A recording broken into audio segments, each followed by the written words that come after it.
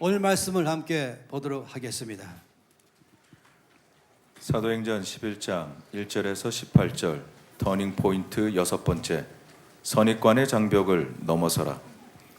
유대에 있는 사도들과 형제들이 이방인들로 하나님의 말씀을 받았다 함을 들었더니 베드로가 예루살렘에 올라갔을 때에 할례자들이 비난하여 이르되 내가 무할례자의 집에 들어가 함께 먹었다 하니 베드로가 그들에게 이 일을 차례로 설명하여 이르되 내가 요빠 시에서 기도할 때에 황홀한 중에 환상을 보니 큰 보자기 같은 그릇이 네 기에 매어 하늘로부터 내리어 내 앞에까지 드리워지거늘 이것을 주목하여 보니 땅에 네 발 가진 것과 들짐승과 기는 것과 공중에 나는 것들이 보이더라. 또 들으니 소리 있어 내게 이르되 베드로야 일어나 잡아먹으라 하거늘 내가 이르되 주님 그럴 수 없나이다. 속되거나 깨끗하지 아니한 것은 결코 내 입에 들어간 일이 없나이다 하니 또 하늘로부터 두 번째 소리 있어 내게 이르되 하나님이 깨끗하게 하신 것을 내가 속되다고 하지 말라 하더라. 이런 일이 3번 있은 후에 모든 것이 다시 하늘로 끌려 올라가더라. 마침 3사람이 내가 유숙한 집 앞에 서 있으니 가이사랴에서 내게로 보낸 사람이라. 성령이 내게 명하사 아무 의심하지 말고 함께 가라 하시매 이 6 형제도 나와 함께 가서 그 사람의 집에 들어가니 그가 우리에게 말하기를 천사가 내 집에 서서 말하되 내가 사람을 요빠에 보내어 베드로라 하는 시몬을 청하라. 그가 너와 내 온 집이 구원받을 말씀을 내게 이르리라 함을 보았다 하거늘 내가 말을 시작할 때에 성령이 그들에게 임하시기를 처음 우리에게 하신 것과 같이 하는지라. 내가 주의 말씀에 요한은 물로 세례를 베풀었으나 너희는 성령으로 세례를 받으리라 하신 것이 생각났노라.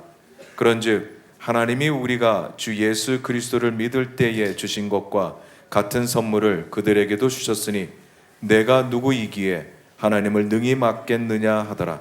그들이 이 말을 듣고 잠잠하여 하나님께 영광을 돌려 이르되 그러면 하나님께서 이방인에게도 생명 얻는 회개를 주셨도다 하니라. 아멘. 얼마나 놀랍고 아름다운 장면인지 모르겠습니다.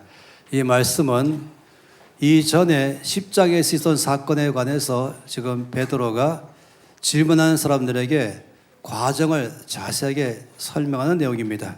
베드로가 당시에 이 가이사랴는 로마 군대가 주둔하는 본부가 있는 곳입니다. 거기에 장교인 고넬료, 로마 사람이고 또 군인 장교죠. 그는 거기서 하나님 믿는 사람이 되었습니다. 그리고는 많은 사람들을 구제하는 일에 앞장서고 또 전심으로 기도했습니다. 어느 날 주께서 그 고넬료에게 오셨습니다. 그리고 내 구제와 내 기도가 하늘에 상달됐다라고 말씀하십니다. 이 상달됐다는 말은 마치 한 층 한 층을 쌓아 올려서 하늘까지 도달했다 이 말이겠죠. 우리가 기도하면 기도가 또 쌓이고 쌓이면서 하늘까지 올라가는 것입니다. 내 기도가 아직까지 안 됐다 그러면 지금쯤은 10m쯤 올라갔구나. 또 기도하면 또 10m 올라가는구나. 때가 되면 주께서 기도가 상달되어서 응답할 것입니다. 우리가 하는 옥교회 사역과 이 모든 구제 사역들은 하나하나가 쌓여가면서 지난주 옥교회 사역과 이번 옥교회 사역은 따로 따로가 아니라 쌓여가는 것이에요. 내 구제가 하늘에 상달되었다 라고 말한 것입니다. 이것이 그냥 사라진 것이 아니라 주 앞에 쌓여져 가는 것이에요. 이 고넬료의 기도와 구제 때문에 주께서 그에게 큰 선물을 주었습니다. 바로 요빠로 가서 거기에 한 사람을 초청해라 하면서 자세하게 말씀했어요. 마치 경기도 고양시 동양구 몇 동에 몇 번째 어디처럼 당시로 말하면 그냥 요빠에 있는 가족 부대를 짓고 있는 바로 시몬의 집에 머물고 있는 게바라는 사람을 초청하라 라고 말했어요. 요빠는 지금의 이스라엘의 공항 텔아비브 공항이 옆에 있는 한 15km 떨어진 곳에 있는 해안가에 있는 너무너무 아름다운 도시입니다. 이스라엘에 갈 때마다 항상 그 시몬의 집에를 갑니다. 아마도 믿지 않는 사람들은 이해가 안 될 거예요. 아무것도 없는 집에 왜 오는가? 이것이 지금 제가 찍은 사진을 아무리 찾아도 안 보였어요. 우리가 여러 차례 갈 때마다 사진 찍었는데 다음에 꼭 찍으려고 하는 것입니다. 이게 바로 시몬의 집, 지금까지 보존되어 있습니다. 옆에 있는 것이 옆에 본 것이죠. 그리고 여기 보세요. 이것이 요빠 항구입니다. 지금은 대도시로 바뀌어 있죠. 제가 분명히 사진 찍었는데 그 사진 안 보여요. 이런 식으로 찍어졌습니다. 요빠 항구에 우리 팀들이 우리 권사님들 몇 분 포함해서 다 몽땅 이 항구를 걸으면서 사진 찍은 것이 있었는데 좀 사라졌습니다. 여기 바로 이 요빠, 여기에 주께서 이제 베드로에게 거기 살고 있는데 그를 거기서 오게 하라 라고 말씀을 하고 계신 것이죠. 그래서 지금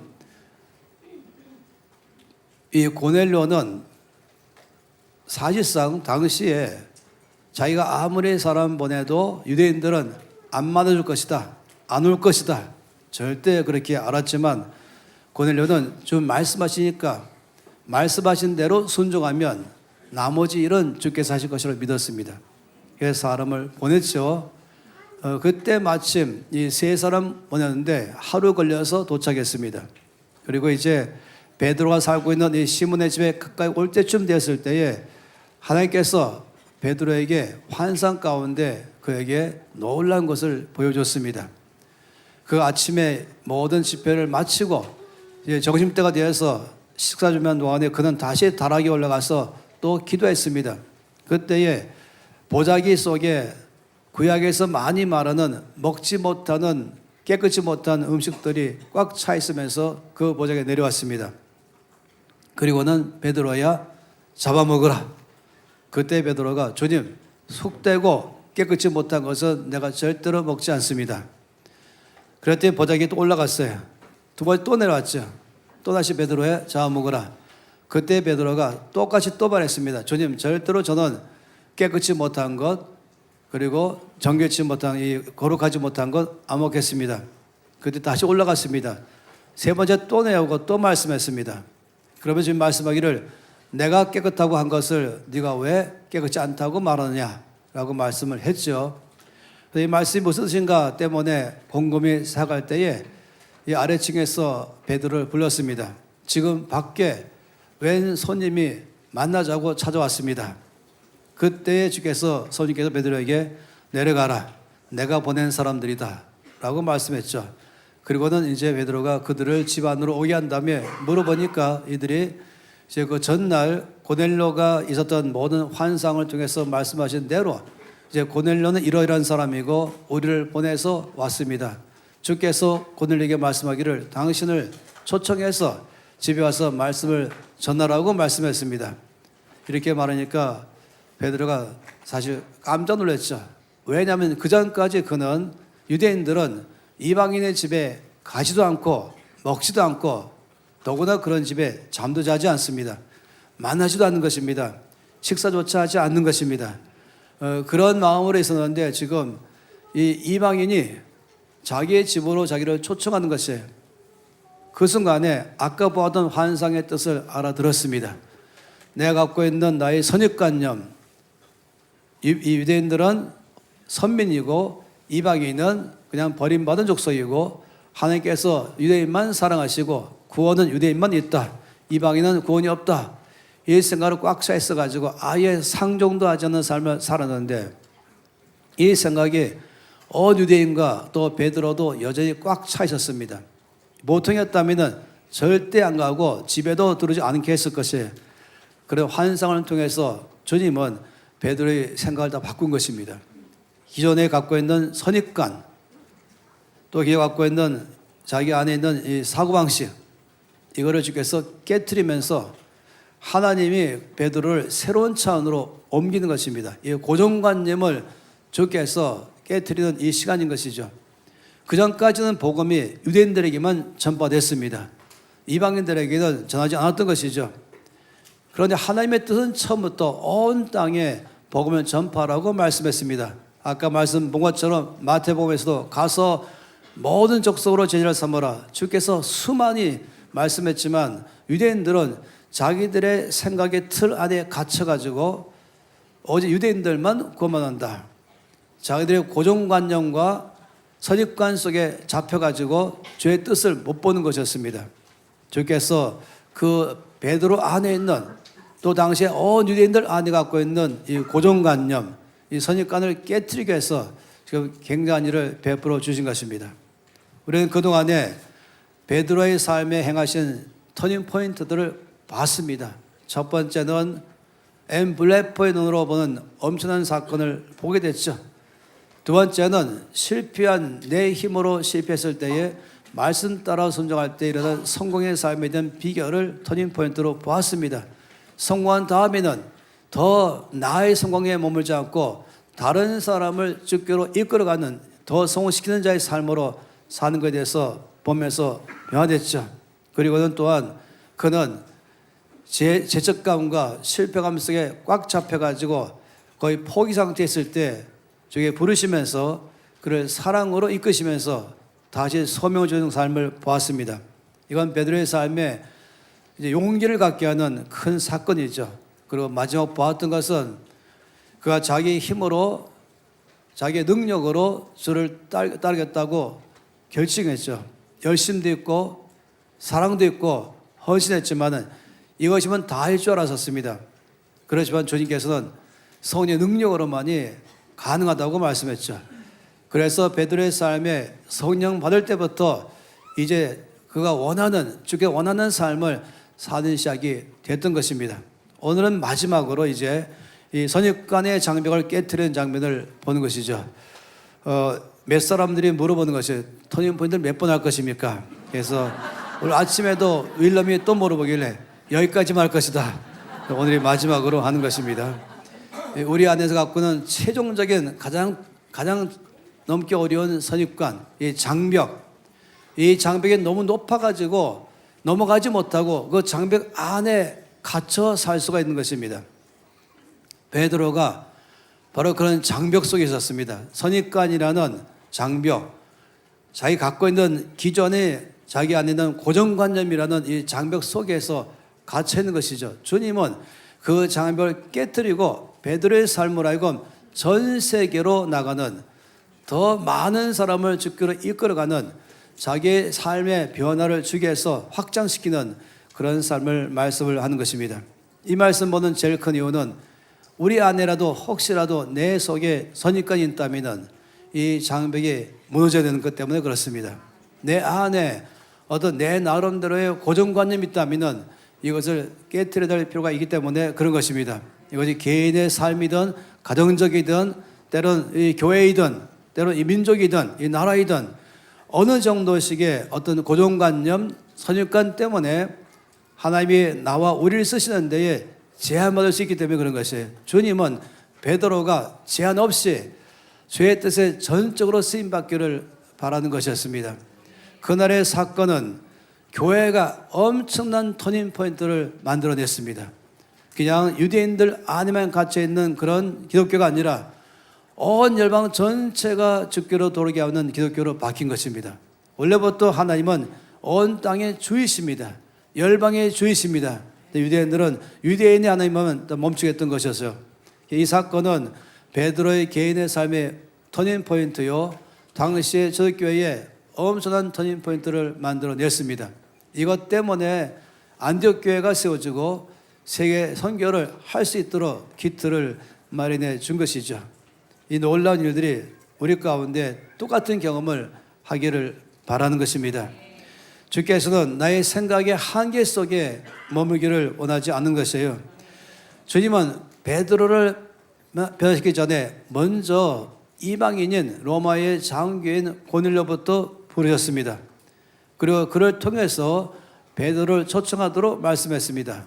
그리고 고넬료는 당시에 알고 있는 많은 장벽과 어려움이 있지만 주께서 말씀하셨으면 순종하면은 나머지 일은 주께서 하실 것이라고 믿었습니다.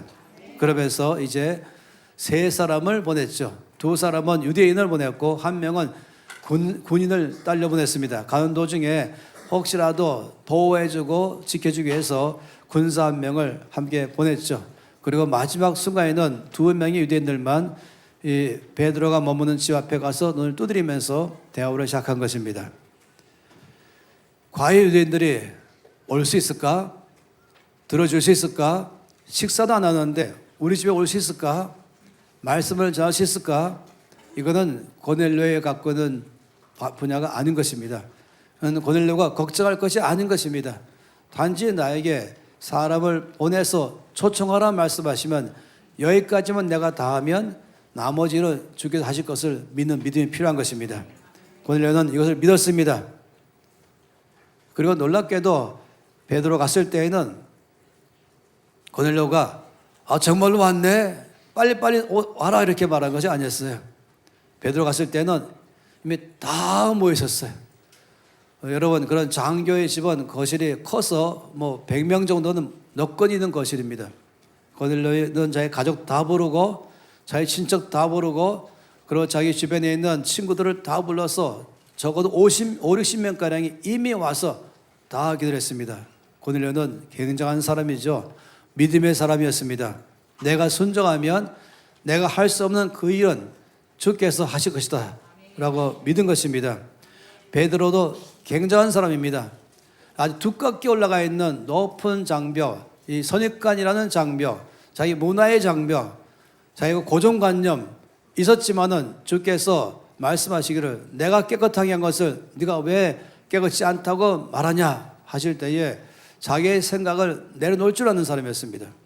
그리고 주께서 이제 고넬료를 보낸 사람 만나게 할 때에 죄의 뜻이 뭔지를 알아듣고 자기의 고집을 내려놨죠. 자기의 생각을 내려놨죠. 자기가 갖고 있는 모든 이 사고의 틀을 내려놨습니다. 말씀의 순종함을 통할 때에 돌파가 일어나는 것입니다. 그러니까 예라고 말하면서 한 발을 내딜 때 역사하는 주님이십니다. 고넬료도 예라고 말하면서 한 발을 내딜 때에 모든 길을 여시는 주님이십니다. 베드로도 마찬가지로 자기 안에 있는 그 틀을 말씀 앞에서 예라고 말하면서 일어서서 한 발을 내딜 때에 그의 모든 틀을 다 주께서 바꾸시면서 그의 장벽을 깨뜨려 버린 것이죠. 하나님의 시선으로 온 땅을 바라볼 수 있는 놀라운 기간이 됐던 것입니다.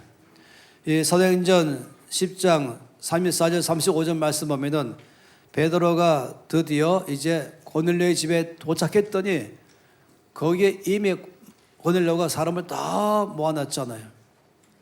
그리고 고넬료가 다시 한번 이러한 시간에 주께서 말씀하심으로 당신을 초청했고 당연히 올 줄 알고 우리가 여기서 지금 기다리고 있습니다 라고 말하니까 10장 34절에서 베드로가 입을 열어 말하되 내가 참으로 하나님은 사람의 외모를 보지 아니하시고 각 나라 중 하나님을 경외하며 의를 행하는 사람은 다 받으시는 줄 깨달았도다. 이 말씀 가운데 중요한 게 내가 참으로 깨달았다. 그러니까 와보면서 나의 갖고 있는 모든 생각을 깨트려버리고 하나님께서 갖고 있는 온 땅에 대한 그 뜻을 이제 나는 깨달았다 라고 말한 것이에요. 마침내 깨달아진 것입니다. 우리 안에도 이것을 깨달아질 때에는 삶이 바뀌어버린 것이에요. 하나님께서 가지고 계신 뜻이 나 한 사람의 구원만이 아니라 나를 통하여 온 땅끝까지 주께서 큰 역사 베푸실 줄 깨닫는 순간부터 우리 삶이 바뀔 것입니다. 오늘도 집에서 떠나서 차를 타고 쭉 오면서 거기에 있는 이 주일날 교회 안 가고 여러 헤매고 있는 많은 사람을 보면서 아버지 이 더군동에 부흥이 임하여 주시옵소서. 저들이 주께로 나오게 해주십시오. 그래서 이때에 여러 번 역사 안에서 어떤 도시와 지역과 마을 간의 선이 임하심을 말미암아 그 도시 전체가 회개하며 큰 부흥이 일어났다고 말할 일들 아버지 이런 일을 우리가 살아있는 동안에 이 땅 가운데 임하게 해주시옵소서. 여기도 임하게 하고 또 우리가 가는 것마다 그런 일이 일어나게 해주시옵소서. 이번 돌아온 주일날에는 우리 여러 사람들이 인도에 또 나갈랜드에 가지 않겠습니까? 그럴 때 거기 큰 역사가 일어날 줄 믿습니다.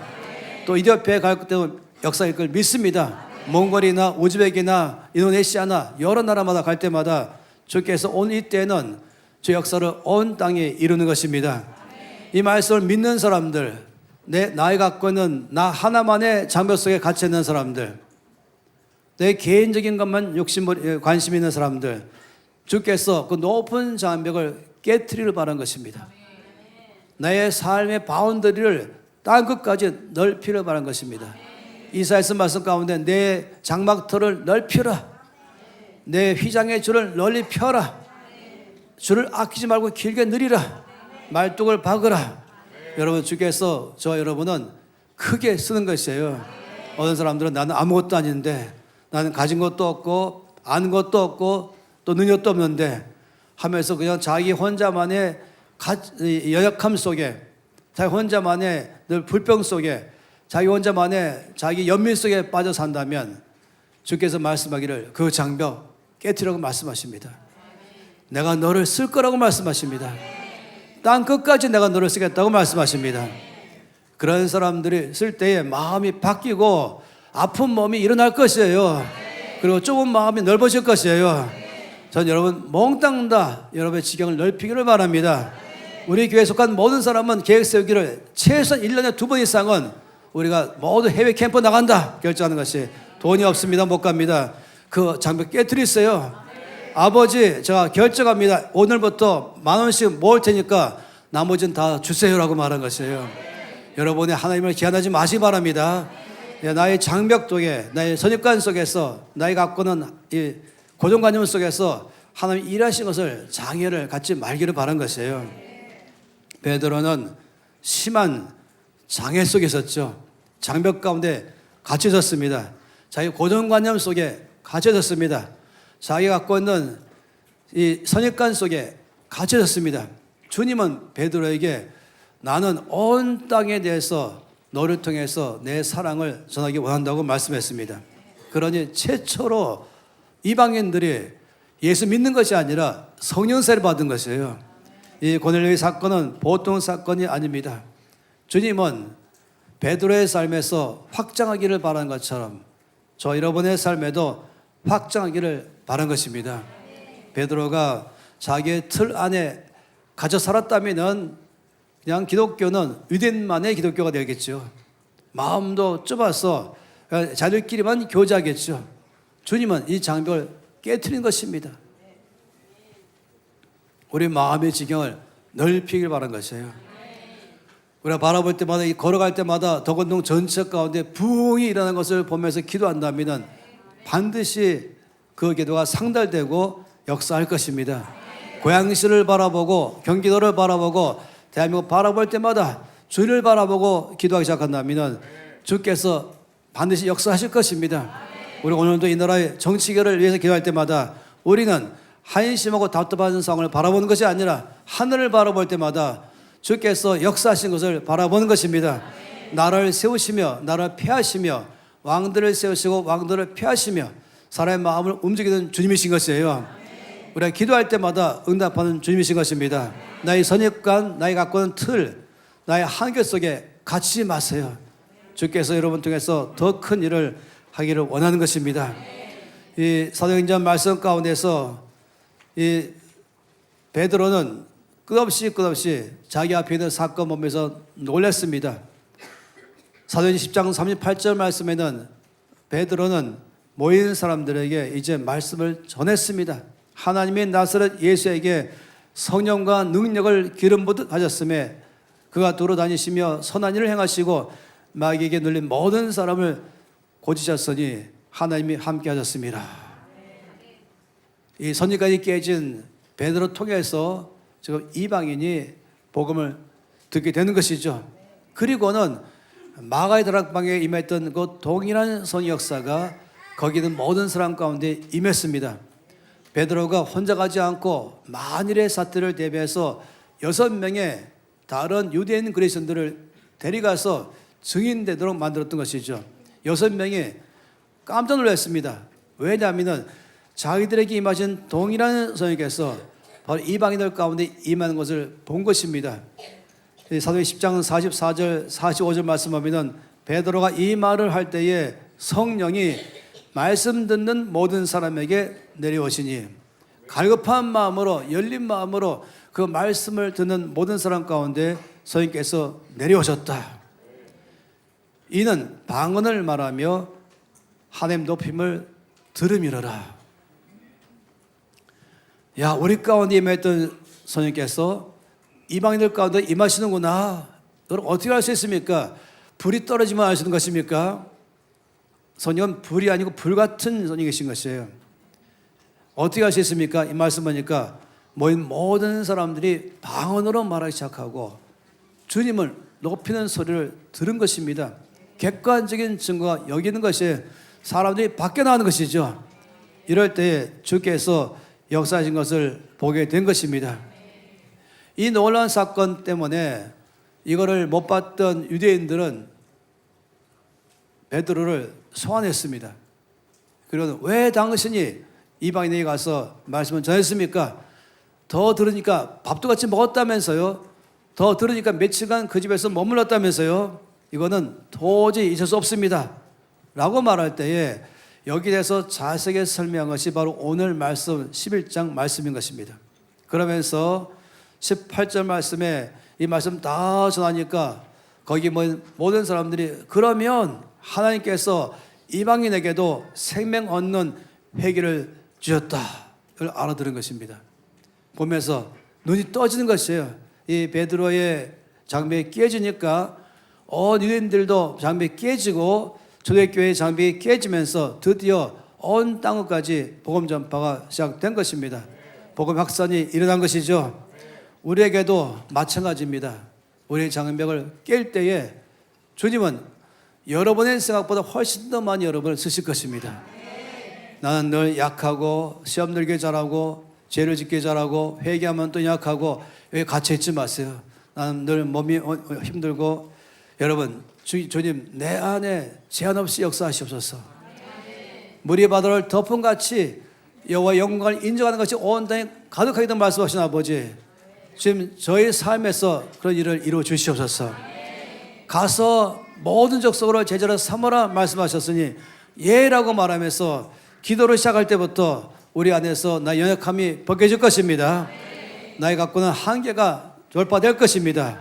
주께서 여러분 중에서 일하실 것이에요. 나의 고정관념, 나의 선입관의 장벽, 이것을 넘어서는 것이 주께서 원하는 것입니다. 오늘날에는 지식이 아주 난무할 때이고, 그리고 이 모든 지식들이 또 축적돼서 학문이 되고 과학이 되고 이것이 또한 빅데이터로 되면서 이젠 우리가 조금만 여기 있다 할지라도 거의 박사 수준 이상으로 모든 것을 다 알 수 있잖아요.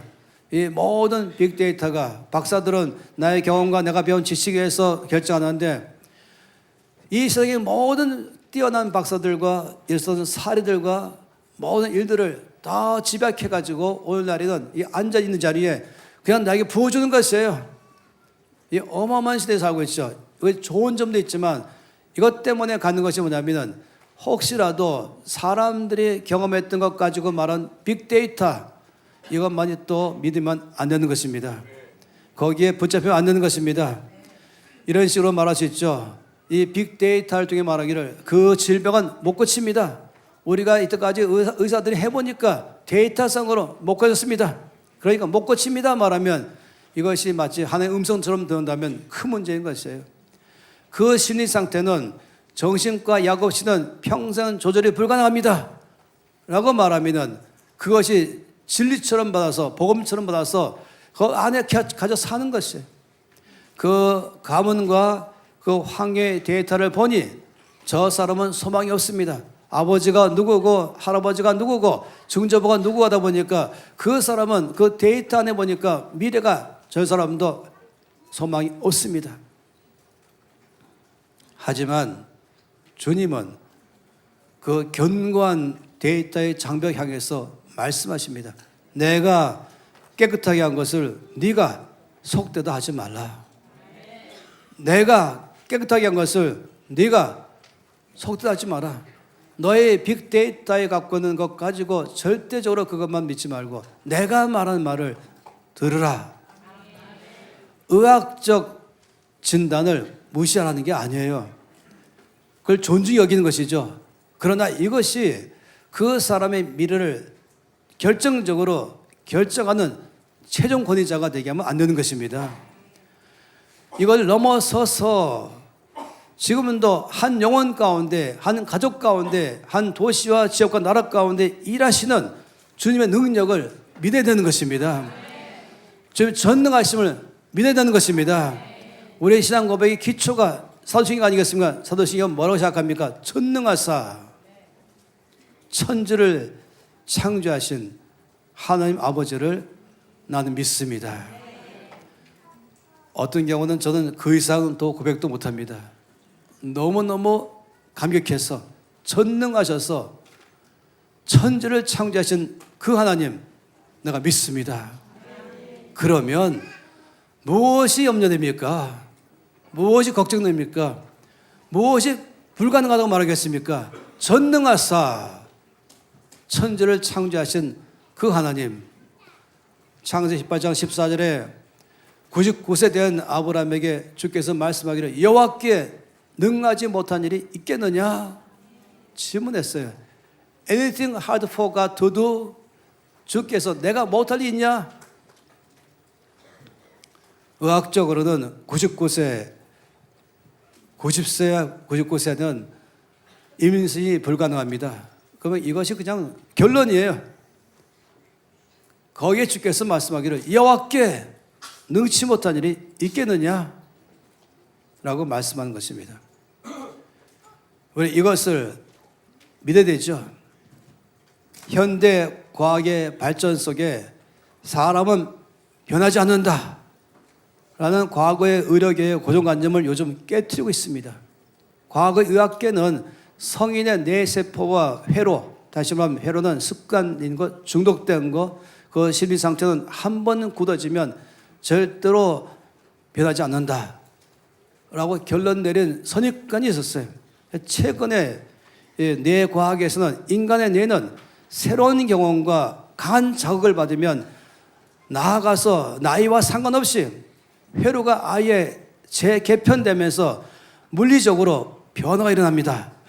이런 사실을 최근에 과학계가 다시 밝혀낸 것입니다.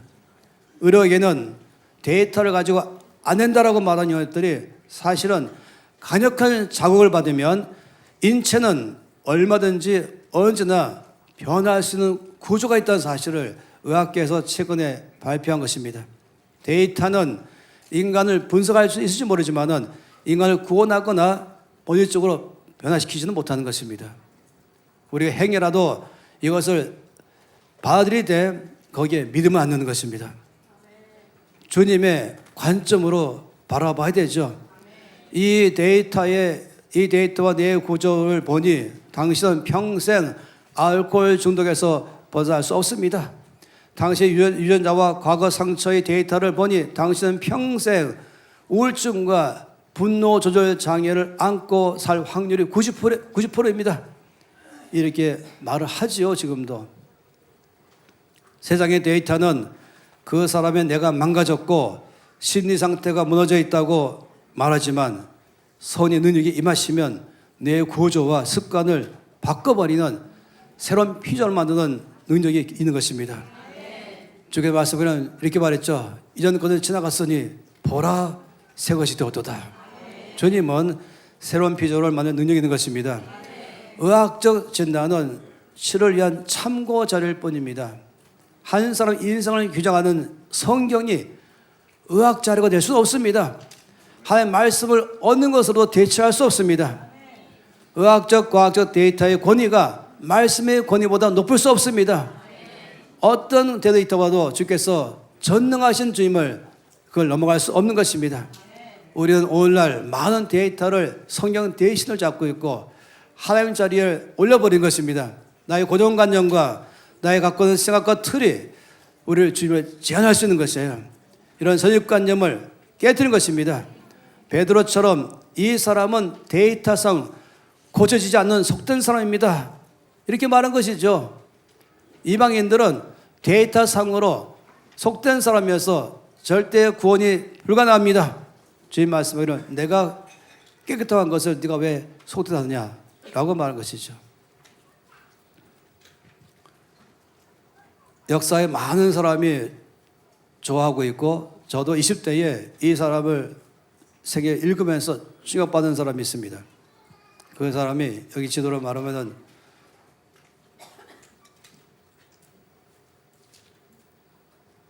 꺼졌어 이제. 데이비드 브레이너드라는 미국의 청년입니다. 데이빗 브레이너드. 이름을 여러분이 아시면 참 좋겠습니다. 이 데이빗 브레이너드라는 사람은 미국에서 사역하던 사람인데요. 그가 예일대학교 학생이었어요. 그런데 대학교 2학년 때 치명적으로 그가 폐결핵 걸렸습니다. 각혈을 하면서 힘들었죠. 할 수 없이 학교를 중단시켰습니다. 당시의 폐결핵은 사망 선고였습니다. 의사들이 말하기를 아무것도 하지 말고 학교도 중단하고 절대 안정을 취해라. 그러면 몇 달은 더 살 수 있다. 그 당시에 데이빗 브레이너드가 들은 사형 선고였습니다. 그리고 그는 또한 약간의 우울증까지 있었죠. 데이터와 의학적 결론을 한다면 그는 방 한 칸에 누워서 이제 죽을 날만 기다리는 것이 그의 전체였죠. 근데 그는 그 부정적 의학적 결론에다가 자신을 가두지 않았습니다. 그는 오히려 이럴 때 벌떡 일어나서 당시에 알코올로 꽉 찌들어 있는 이 저주받은 것처럼 보이는 인디안 부족 안으로 들어갔습니다. 그들에게 복음을 전파하기 시작하고 하루에도 수시간 숲속에 들어가서 전심으로 기도했습니다. 그의 일기책에 보면 어느 겨울에도 숲속에서 눈 사이에서 기도하니까 눈 다 녹을 때까지 그는 전심으로 기도했습니다. 그러면서 복음을 전파하면서 어마어마한 인디안들 안에 부흥 역사가 일어났던 것이죠. 이 그림은 그가 인디안들에게 복음 전파하고 있는 그 장면을 어떤 사람들은 그림으로 그린 것입니다. 앉아있고 서있고 앞에 뒤에 있지 않습니까? 그가 1740년대이기 때문에 말 타고 가면서 복음 전파했습니다. 때로 말 타고 가는 동안에 각혈도 하고 말에 떨어지게 되었습니다. 그리고 그는 다시금 말을 타고 복음을 전파했죠. 이 데이빗 브레이너드라는 사람의 책은 그 일기에 썼어요. 매일마다 쓴 일기를 모아가지고 유명한 데이빗 브레이너드 일기라는 책이 나와서 수많은 사람들의 삶을 바꿨습니다. 조나단 에드워즈라는 사람은 바로 그 당시에 미국의 제1차 대각성운동을 일으키는 선구자였습니다. 근데 이 존 에드워즈는 이 사람이 장인 될 수 있는 기회가 있었습니다. 그러니까 장인어른. 그 딸과 데이빗 브레이너드는 약혼 상태였습니다. 데이빗 브레이너드는 내가 곧 죽을지 모르기 때문에 약혼하 결혼하지 않기로 결정했죠. 그렇지만은 이 가족 전체 존 에드워즈는 이 데이빗 브레이너드를 통해서 감동받았죠. 그가 썼던 모든 일기를 다 모아서 책으로 발간하면서 미국 전체 수많은 사람들에게 저희 헌신할 수 있도록 길을 열었던 것입니다. 그는 북미 대륙의 영적 대각성과 부흥을 일으켰는데 주인공 됐던 것이죠. 데이빗 브레이너드는 의사가 말한 그 진단 결과를 받아들이고 그걸 마치 성경의 메시지처럼 받아들이고 그 앞에 자기를 굴복한 게 아니었습니다. 그는 주 앞에 나갔습니다. 생명을 가진 주 앞에 매달리면서 남아있는 생애를 주를 위해서 더 삶을 살기로 헌신했습니다. 그래서 그는 몇 달이 아니라 훨씬 더 많은 시간들을 살면서 복음 전파했던 걸 아는 것이죠. 어떻게 하면은 나의 고정관념을 선입관의 장벽을 깰 수 있을까? 첫째, 내 기준을 내려놓고 말씀이 말씀되게 해야 되는 것입니다. 내 기준이 말씀의 자리에 들어가면 안 됩니다. 나의 생각과 고정관념이 말씀을 성경을 대신하면 안 됩니다. 성경을 제일 위에 놔야 됩니다. 말씀을 뭐라고 하시는가를 귀를 기울이는 것입니다. 그리고 그 말씀 앞에 내 생각, 나의 고정관념, 내 경험 이걸 다 내려놓고 그리고는 이해가 안 돼도 베드로처럼 일어서서 주 앞에 가라 하시면 가고 품으라 하면 품는 것입니다. 그리고 말할 때마다 더 이상 의학적인 지식에 의지해서 말하지 말고 주께서 말씀하신 말씀에 의지해서 나에게 말하고 너에게 말하고 이 나라에 대해 말하고 열방에 말할 필요가 있는 것입니다. 이것이 우리 모든 사람에게 필요한 것이에요. 각 사람마다 자기 갖고 있는 제한적 틀 속에 갇힐 수 있잖아요. 그때마다 주 앞에 질문하시고 말씀의 위에다가 자기 모든 생각을 내려놔야 되는 것입니다. 두 번째는 성의 음성에 민감하게 반응하면서 동행해야 되는 것이죠. 환상이 끝나자마자 고뇌를 보낸 사람들이 뭐 앞에 도착했죠. 그때 성령께서 베드로에게 아무 의심하지 말고 함께 가라. 베드로는 불편한 감정이 있었습니다. 선입관이 있었습니다. 그렇지만은 주께서 의심하지 말고 함께 가라 말씀하실 때 거기에 자기를 쳐서 복종시켰습니다. 제 생각을 말씀 앞에 복종시켰습니다. 제 감정을 말씀 앞에 복종시켰습니다. 그리고는 그 다음에 세 번째는 입을 열어서 말해야 되는 것이에요. 선포하는 것입니다. 아까 봤던 것처럼 그런즉 하나님이 우리에게 주 예수 그리스도를 믿을 때 주신 것 같은 은사를 그들에게 주셨으니 내가 누구이기에 하나님을 누구에게 맡겠느냐? 내가 누구이기에 주님의 일을 막을 수 있겠느냐?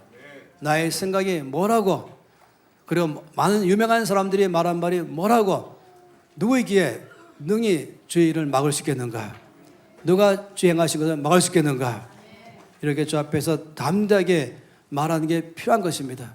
입을 열 때마다 우리는 믿음의 말을 해야 됩니다. 전능하사 천지를 지으신 하나님 아버지를 내가 믿사오며, 그리고는 동정녀 마리아를 통해서 이 땅에 아들을 보내신 하나님 아버지를 믿으며, 이거는 모든 의학적인 내렸던 빅데이터를 깨트려버리고 그 선입관념과 고정관념을 깨트려버리고 말씀 앞에 순복하는 것입니다.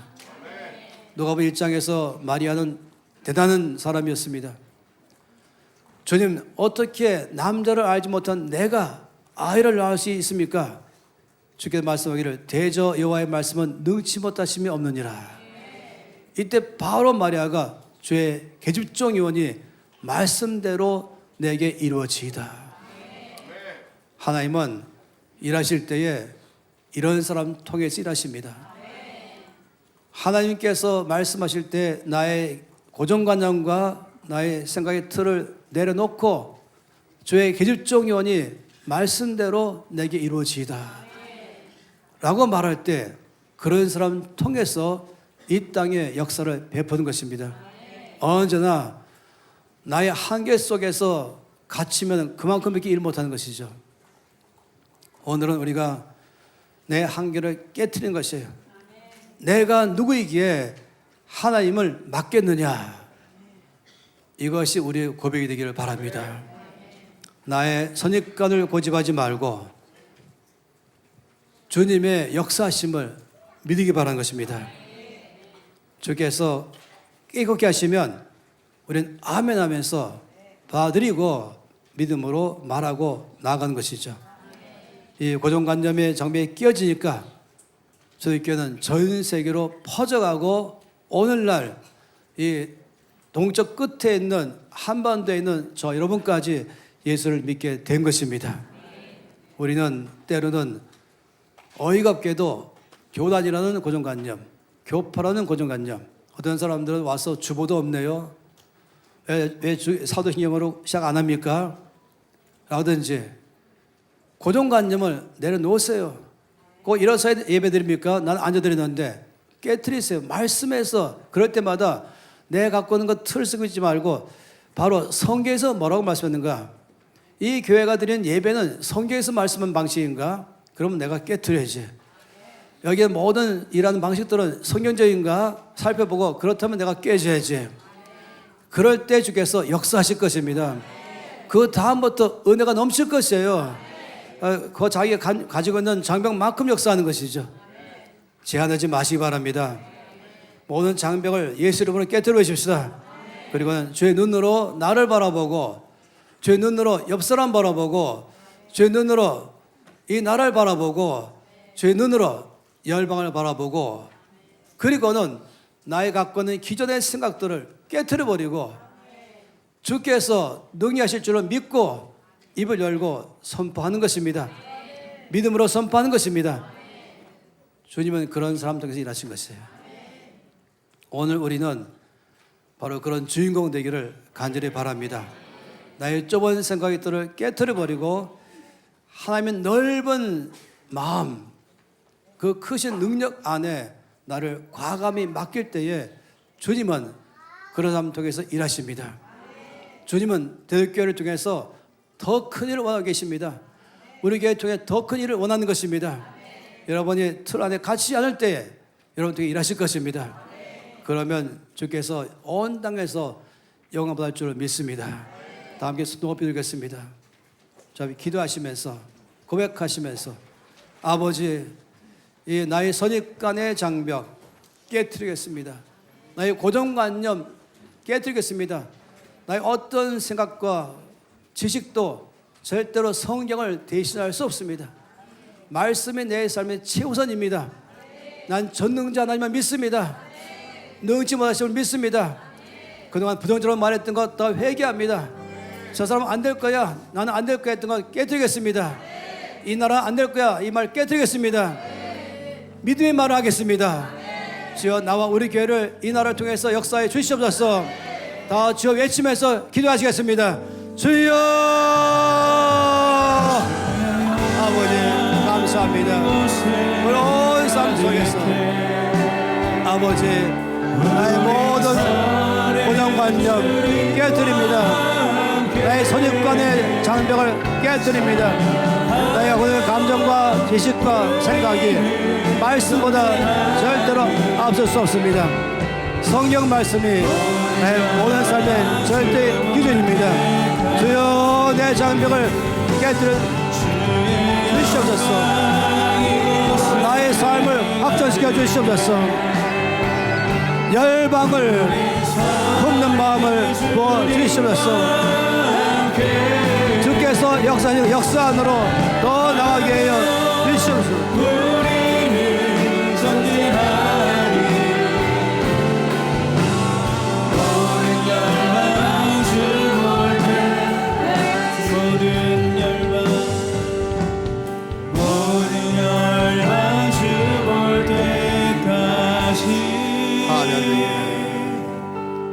모든 열방 주 볼 때까지. 이제 앞으로는 자기도 모르는 사이에 너는 이런 사람이야 라고 자기를 틀 안에 가둬놨다면 주님 말씀하기를 넌 존귀한 자며 열방을 바꿀 사람이라고 말씀하신 것을 받아들이세요. 혹시 부모가 자녀에게 쟤는 이런 아이야 라고 했다면 그 깨트리면서 주님은 뭐라고 말씀하신가? 내가 알고 있는 내 아이가 아니라 주님이 말씀하는 아이를 들을 때에 그 말씀하신 것 가지고 말하기 바랍니다. 우리 성도들을 바라볼 때마다 저 사람 저런 사람이야 이것이 아니라 주님, 그때만 주님 저 사람 누굽니까? 물어보면 즉시로 말씀하시면 그 사람인 줄 알고 선포하십시오. 혹시라도 교회에 대해서, 나라에 대해서, 어디에 대해서 우리는 너무나 많이 고정관념 속에 잡혀 살고 있습니다. 이것이 성경을 대체할 수 없습니다. 하나님의 말씀이 최고 권위입니다. 그때 우리 온 생각의 틀을 깨트리면서 제 말씀의 권위에 예라고 말하면서 내 감정이 따라오지 않아도, 내 생각이 동의하지 않아도 말씀 앞에 예라고 말하는 것, 그리고 입을 열어 선포할 때 그 장벽이 깨져나갈 것입니다. 아버지, 이 시간 결정합니다. 나의 생각, 나의 감정, 나의 지식, 그리고 누가 말한 전문가의 말, 여기가 전부가 아니고 오직 말씀이 내 삶의 최종 권위자임을 고백합니다. 말씀을 듣고 말씀하신 대로 입을 열어 선포하며 그리고 그 믿음으로 한 발을 내딛습니다. 여기 모든 분들 훨씬 더 넓고 높은 차원으로 사용하여 주시고 다음 세대를 써주시고 이 교회를 사용하시고 이 나라를 사용하여 주시옵소서. 주 예수 이름으로 기도합니다.